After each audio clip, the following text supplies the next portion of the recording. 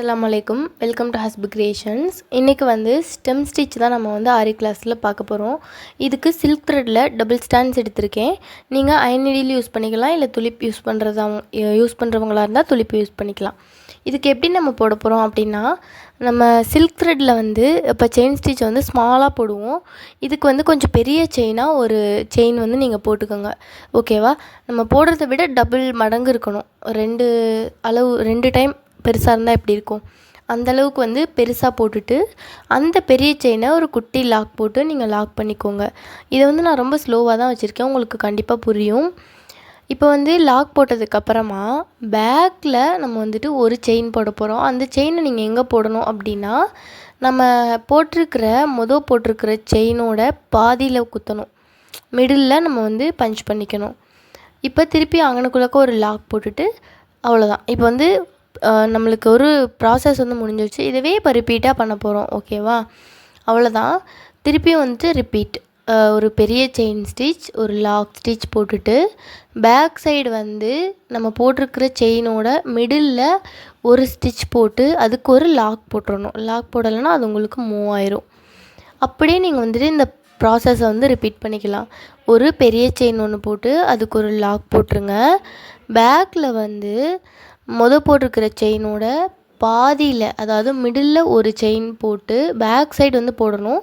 இப்போ அதுக்கு ஒரு லாக் போட்டுக்கிறோம். நீங்கள் அதில் நல்லா பார்த்தீங்கன்னா உங்களுக்கு தெரியும், நம்ம பேக்கில் வந்துட்டு ஒரு செயின் போடும்போது அதை எங்கே நான் பஞ்ச் பண்ணுறேன்னு பாருங்களேன். அதுக்கும் முன்னாடி போட்டிருக்கிற செயினோட ஹெட் போர்ஷன் இருக்குது பார்த்திங்களா, அந்த இடத்துல தான் பஞ்ச் பண்ணுறேன். அதே மாதிரி அந்த லைனுக்குள்ளேயே தான் நம்ம வந்து பஞ்ச் பண்ணிக்கணும். லைனுக்கு சைடில் போகிற மாதிரி பஞ்ச் பண்ணக்கூடாது. அப்படி போட்டோம்னா தனித்தனியாக ஒரு மாதிரியாக தெரியும். இந்த மாதிரி நீங்கள் அந்த லைன் மேலேயே நீங்கள் பஞ்ச் பண்ணி எடுக்கும்போது அது ஒரு மாதிரி, எப்படி இந்த கயிறெல்லாம் நம்ம அப்படியே திரித்து வச்சுருப்பாங்கள்ல, அந்த முறுக்கி வச்சுருப்பாங்கன்னு சொல்லுவாங்க, எப்படி உங்களுக்கு புரியுதோ அந்த மாதிரி நீங்கள் எடுத்துக்கோங்க. அந்த மாதிரி உங்களுக்கு ஒரு பார்க்குறதுக்கு ஒரு லுக்கு வந்து கிடைக்கும். நல்லா நான் ஒரு டைம் திருப்பி சொல்கிறேன். ஒரு பெரிய செயின் போட்டு ஒரு லாக் போட்டுக்கோங்க.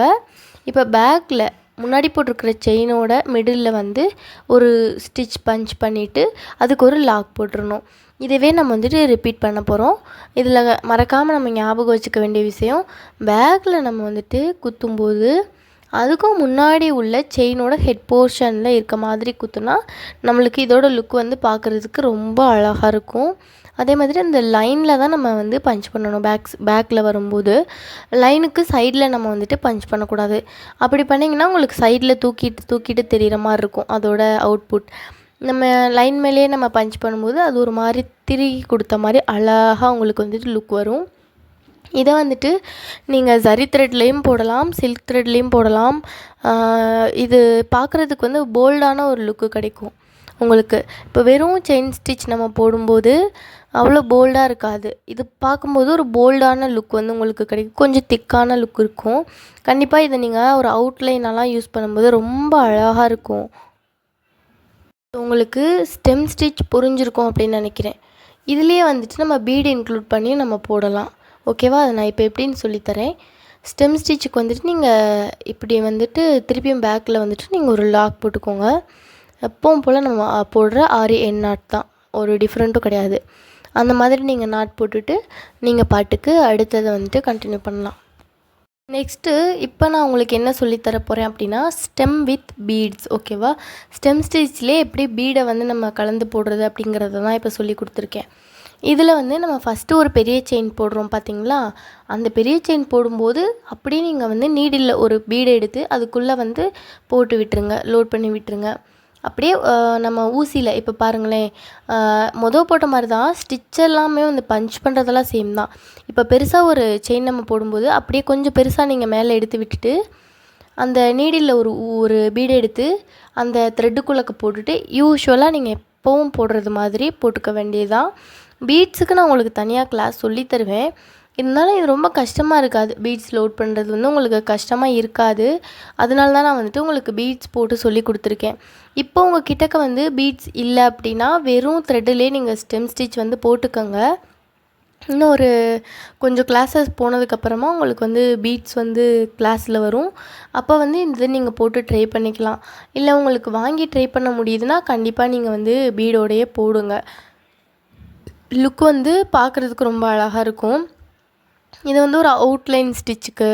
இப்போ ஆரி ஒர்க்கெல்லாம் பார்த்தீங்க அப்படின்னா இந்த மாதிரி தான் போடணும், அந்த மாதிரி தான் போடணும் அப்படின்ற ஒரு க்ரைட்டீரியாவே கிடையாது. நம்மளோட இமேஜினேஷனுக்கு ஏற்ற மாதிரி எப்படி வேணால் போடலாம் ஆரி ஒர்க்கு. அதாவது ஒரு அனிமல் தீமில் கூட போடலாம், ஃப்ளவர் போடலாம், 3Dயாக போடலாம், ட்ரெடிஷ்னலாக போடலாம், எலிகண்ட் லுக்கில் போடலாம். இந்த மாதிரி நிறைய லுக் இருக்குது. இந்த ஸ்டிச்சை இந்த இடத்துல தான் யூஸ் பண்ணணும் அப்படிங்கிற ஒரு க்ரைட்டீரியாவும் ஆரி ஒர்க்கில் வந்துட்டு கிடையாது. நம்மளோட க்ரியேட்டிவிட்டிக்கு எந்த ஸ்டிச்சை வேணும்னாலும் எங்கே வேணாலும் யூஸ் பண்ணலாம். அதே மாதிரி நம்மளாக நியூவாக ஒரு ஸ்டிச்சு நம்ம போடுறோம், அது ஒரு ஸ்டிச் நம்மளுக்கு வந்து ஒரு ஸ்டிச்சோட லுக்கு கிடைக்கிதுன்னா கூட அதையுமே நம்ம வந்துட்டு கண்டிப்பாக யூஸ் பண்ணலாம். இதை தான் இந்த இடத்துல தான் யூஸ் பண்ணணும் அப்படின்ற எந்த ஒரு வரைமுறையுமே கிடையாது. ஓகேவா? இப்போ பார்த்தீங்கனாலே உங்களுக்கே தெரியும், இந்த இதில் பீட்ஸை லோட் பண்ணி நம்ம போடும்போது அதோட லுக் வந்து எப்படி இருக்குது அப்படிங்கிறது உங்களுக்கு தெரியும். பார்க்குறதுக்கு அது ரொம்பவே அழகாக இருக்கும். இது நாங்களே வந்துட்டு ஆரி ஒர்க்கில் கஸ்டமர்ஸ்க்கு வந்து போட்டு கொடுத்துருக்கோம்.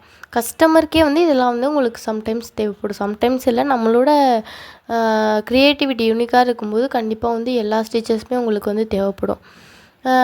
நிறைய பேர் வந்துட்டு இந்த த்ரெட் ஒர்க்கு இந்த மாதிரி விரும்புவாங்க. ரொம்ப கச்ச கச்சன்னு ஸ்டோனு பீட்ஸ்லாம் இல்லாமல் இருக்கணும் அப்படின்னு வந்துட்டு விரும்புவாங்க. அந்த மாதிரி இருக்கவங்களுக்கு ஒரு மைல்டான லுக்கு, மினிமலான லுக் வேணும் அப்படின்றவங்களுக்கெல்லாம் நீங்கள் இந்த மாதிரி வந்துட்டு ஒர்க் பண்ணி கொடுக்கலாம். இதோட லுக்கே ரொம்பவே சூப்பராக இருக்கும். ஸ்டெம் ஸ்டிச்சோட லுக்கே. இப்போ ஒரு கார்ட்டூன் இமேஜ் ஒரு பேபியோட ட்ரெஸ்ஸில் போடுறீங்க, அவுட்லைனுக்கு வந்துட்டு யூஸ் பண்ணணும் அப்படின்னாலும் கூட நீங்கள் இந்த ஸ்டெம் ஸ்டிச்சை வந்துட்டு தாராளமாக யூஸ் பண்ணலாம். அதே மாதிரி இப்போ நான் ஸ்டெம் ஸ்டிச் போட்டு காட்டும்போது நூலில் வந்துட்டு பிசுறு வந்துச்சு எனக்கு இடையில. இது நீங்கள் வந்து பார்த்துருப்பீங்க. நான் கண்டிப்பாக என்ன பண்ணியிருக்கலாம் அப்படின்னா, எடிட் பண்ணி கூட நியூவாக கூட போட்டிருக்கலாம். பட் நான் அப்படியே தான் உங்களுக்கு காட்டியிருக்கேன். ஏன் அப்படின்னா என்னோடய த்ரெட்டு ரொம்ப ஓல்டாக இருக்குது. நான் முன்னாடி வாங்கி வச்சுருந்தது அதில் தான் உங்களுக்கு வந்து போட்டு காட்டுறேன். பார்த்தீங்கன்னா ஓல்டாக இருந்தனால அந்த இடத்துல லைட்டாக கட் ஆன மாதிரி இருக்குது. எனக்கே வந்து கட் ஆகுது. அப்படி இருக்கும்போது நியூவாக போடுறீங்க பிகினர்ஸ், உங்களுக்கு கட் ஆகிறதுக்கான சான்சஸ் இருக்குது. இப்போ செயின் ஸ்டிச் போட்டுட்டு சில பேர் வந்து எனக்கு செயின் ஸ்டிச்சே வரல, சுத்தமாகவே வரல, எனக்கு ஆரி ஒர்க்கே வந்துட்டு வராது, ஆரி ஒர்க்கே என்னால் போட முடியாதுன்னு வந்துட்டு ஃபீல் பண்ணுறீங்க சில பேர். பட் அந்த மாதிரி ஃபீல் பண்ண வேண்டியதே கிடையாது. ஏன் அப்படின்னா ஸ்டார்டிங்கில் நான்லாம் ஆரி ஒர்க் போட்டப்போ என்னடா இவ்வளோ கஷ்டமாக இருக்குது அப்படின்ற மாதிரி தான் நினச்சேன். கிட்டத்தட்ட செயின் ஸ்டிச்சை மட்டுமே பார்த்தீங்கன்னா ஒரு 10 days போட்டிருப்பேன். வரவே இல்லை. இதை போய் எதுக்கு உட்காந்து போடுறேன்னு தான் கேட்டாங்க. அந்தளவுக்கு ரொம்ப கஷ்டமாக தெரிஞ்சிச்சு. மெயினாக silk thread, zari swing thread கூட நம்ம போட்டுடலாம். சில்க் த்ரெட்டு, ஜர்தோசி இதெல்லாம் வந்து கொஞ்சம் கஷ்டமாக ஃபீல் ஆகும். பட் நீங்கள் போட போட ஒரு ஓல்டு த்ரெட்டை கூட நம்மளால் மேனேஜ் பண்ண முடியும். எந்த ஒரு ஸ்டிச்சையுமே ஸ்மூத்தாக நம்மளால் கொண்டு போக முடியும். அதுக்கெல்லாம் மெயினாக தேவையானதே ப்ராக்டிஸ் மட்டும்தான். எந்த அளவுக்கு, அதாவது நல்லா வர்றவங்க கூட அதிகமாக ப்ராக்டிஸ் பண்ணுறதுக்கு தேவை இருக்காது. ஏன்னா அவங்களுக்கு வந்துச்சு.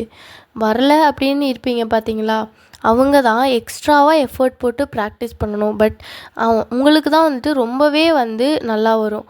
எஃபர்ட் போட்டு கற்றுக்கிட்டிங்கன்னா கண்டிப்பாக வந்து வராமல் போகவே போகாது. ஸோ வராதுன்னு யாருமே நினைக்காதீங்க. உங்கள் எல்லாருனாலையுமே போட முடியும். இந்த ஸ்டெம் ஸ்டிச் வந்து உங்களுக்கு புரிஞ்சிருக்கும்னு நினைக்கிறேன். ஸ்டெம் ஸ்டிச்சுக்குமே கடைசியில் வந்து நீங்கள் எண்டில் வந்துட்டு அப்படியேவும் நாட் போட்டுக்கலாம்.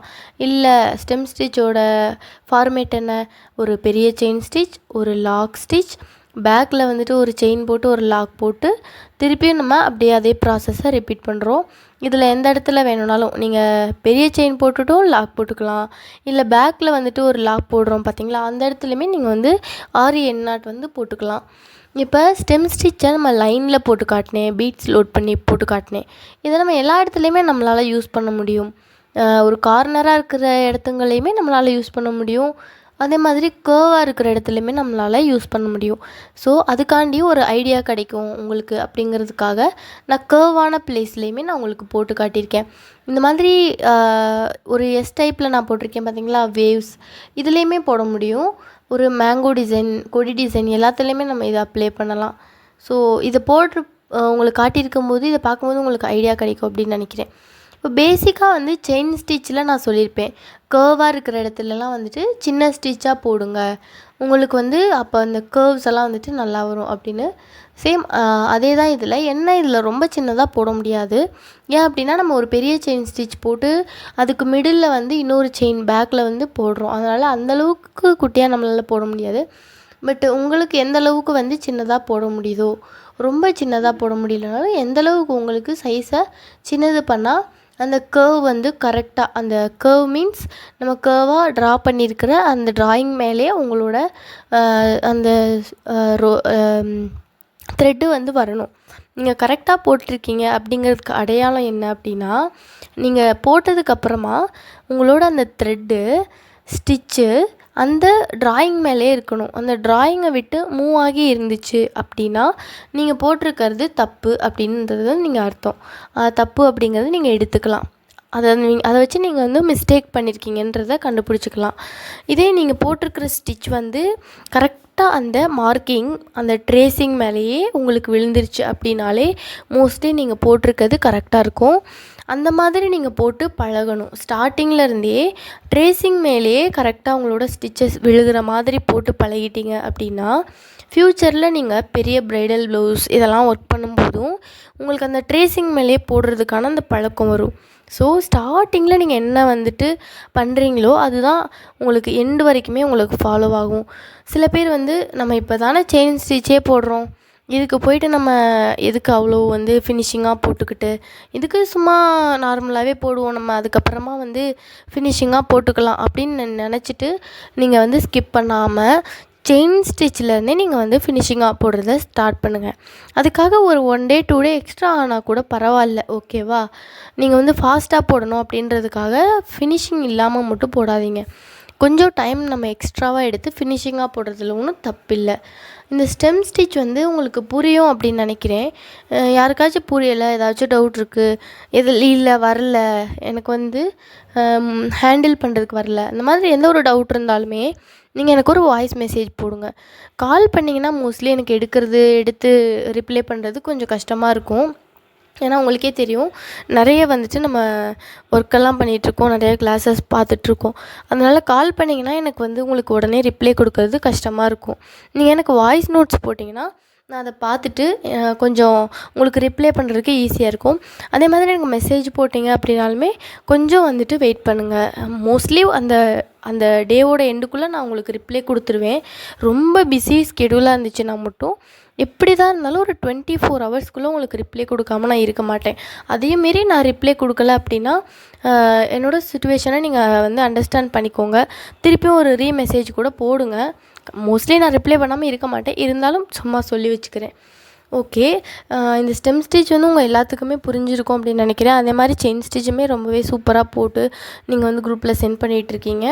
இதையுமே இந்த லைனில் வந்து ஒன்று போட்டுக்கோங்க. பீட்ஸ் இருக்குது அப்படின்னா கண்டிப்பாக பீட்ஸை வச்சுமே ஒன்று ட்ரை பண்ணுங்கள். பீட்ஸ் இல்லை அப்படின்னா பரவாயில்ல, இந்த மாதிரி கர்வில் வந்துட்டு கண்டிப்பாக சில்க் த்ரெட் யூஸ் பண்ணி தான் எனக்கு நீங்கள் கிளாஸில் வந்து போடணும். சூயிங் த்ரெட்டு, சரி த்ரெட்டு, அது ரெண்டையுமே இப்போதைக்கு நீங்கள் எடுக்க வேண்டாம். அந்த ரெண்டையுமே வந்துட்டு இப்போ நீங்கள் எடுக்க வேணாம்.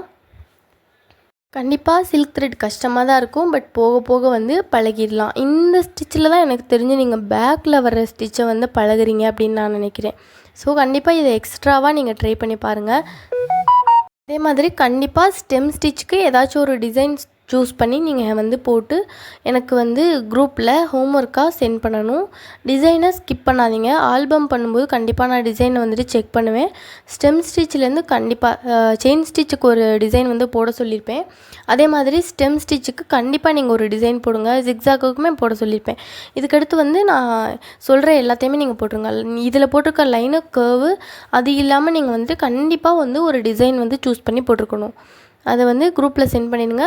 இப்போ போடாமல் விட்டுட்டிங்கன்னா கடைசியில் நான் ஆல்பம் செக் பண்ணும்போது உங்களுக்கு கஷ்டமாயிரும்.